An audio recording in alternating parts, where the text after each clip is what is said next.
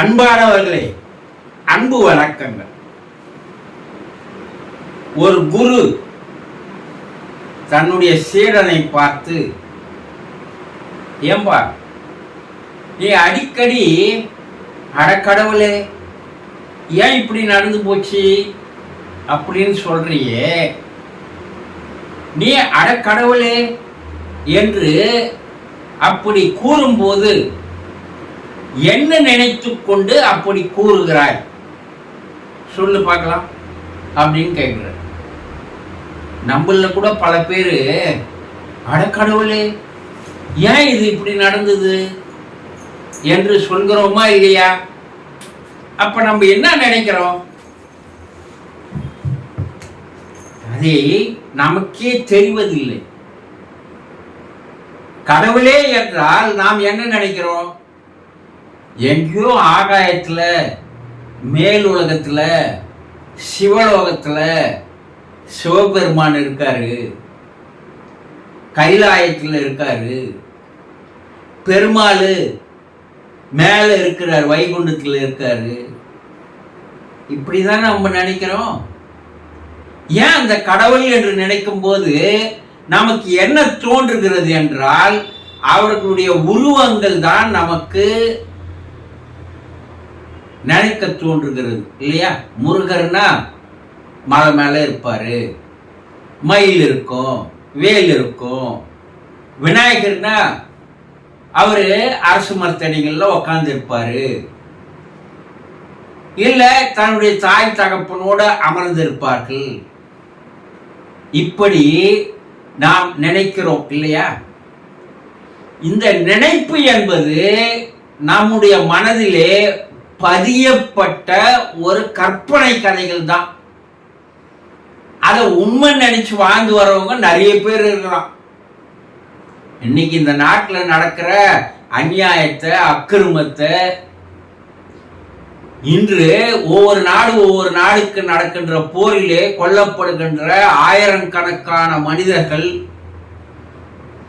இதையெல்லாம் பார்க்கும்போது மேல உட்கார்ந்து எல்லாத்தையும் வேடிக்கை பார்க்கறானா?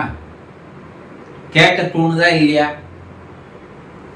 ஒவ்வொரு அரசியல்வாதியும் அவன் குடும்பத்துக்காக பல கோடி ரூபாய்கள் சம்பாதிக்கிறான். மக்களை ஏமாற்றி மக்களுடைய வரிபணத்திலே லஞ்சம் என்று கோடிக்கணக்கான பணங்கள். அவனை சட்டமும் ஒண்ணும் பண்ணல, நீதித்துறையும் ஒண்ணும் பண்ணல.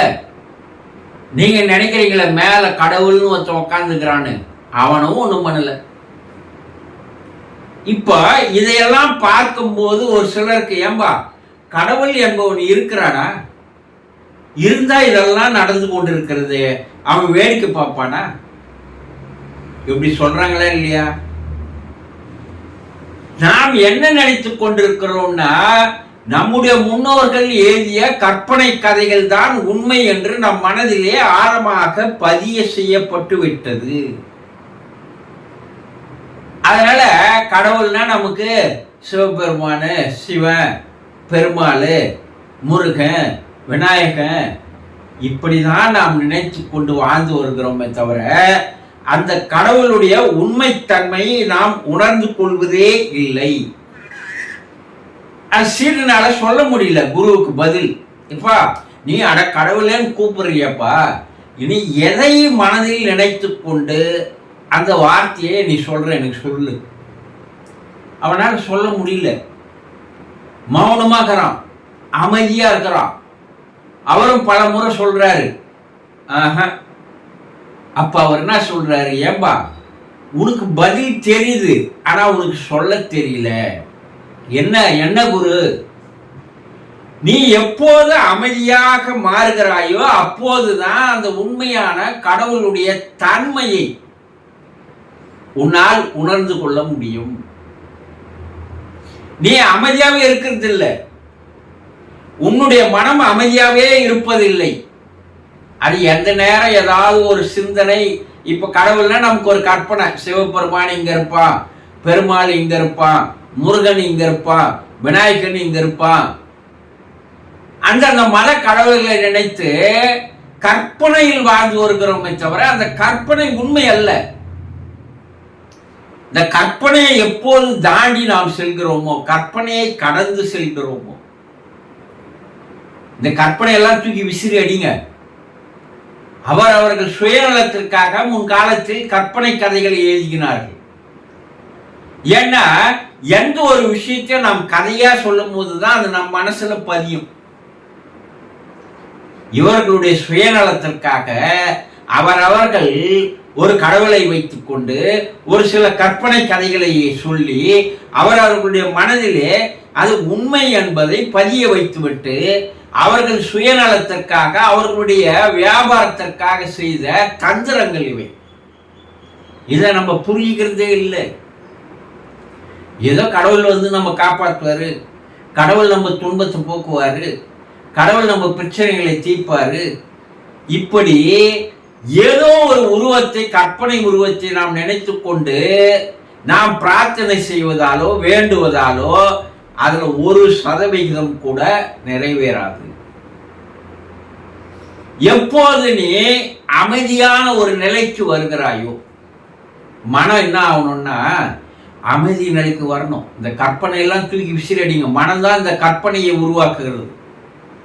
மனம்தான் இந்த கற்பனையை மேல மேல மேல மேல டெவலப் பண்ணுது. அது உண்மையை நம்பி அது பின்னாடி நீங்க போறீங்க. அப்போ மனம் அமைதியான நிலைக்கு எப்போது ஒருவனுக்கு வருகிறதோ, உங்களுக்கு மன அமைதியா ஆச்சுன்னா அப்போ உங்களால உண்மையிலேயே அந்த கடவுள் தன்மையை உங்களால் உணர்ந்து கொள்ள முடியும். அது உருவம் அல்ல, அது அரூபமான ஒரு சக்தி என்பதை அப்போதுதான் உங்களால் உணர முடியும். அப்பதான் நீங்க அந்த சக்தியோடு எப்போது நீங்கள் உணர்கிறீர்களோ, அறிந்து கொள்கிறீர்களோ, அப்போதுதான் அந்த தன்மையோடு உங்களால் இணைய முடியும். அந்த தன்மையும் உங்களோடு வந்து இணையும். இது நடக்காம நீங்க உங்க மனசை அமைதி நிலைக்கு கொண்டு வராத, நீங்க எவ்வளவுதான் யாரதான் பேரை சொல்லி எந்த கடவுளை அழைச்சாலும் எதுவும் நடைபெற போவது இல்லை என்பதை தெளிவா தெரிஞ்சுக்கிங்க. மனம் அமைதியாக இருப்பதற்கு என்ன வழி என்பதை தெரிந்து கொண்டு அதை நீங்கள் பயிற்சி செய்தால் உங்களால் உங்களுக்குள்ளேயே இருக்கின்ற அந்த கடவுளை உணர்ந்து கொள்ள முடியும். சந்தோஷம்.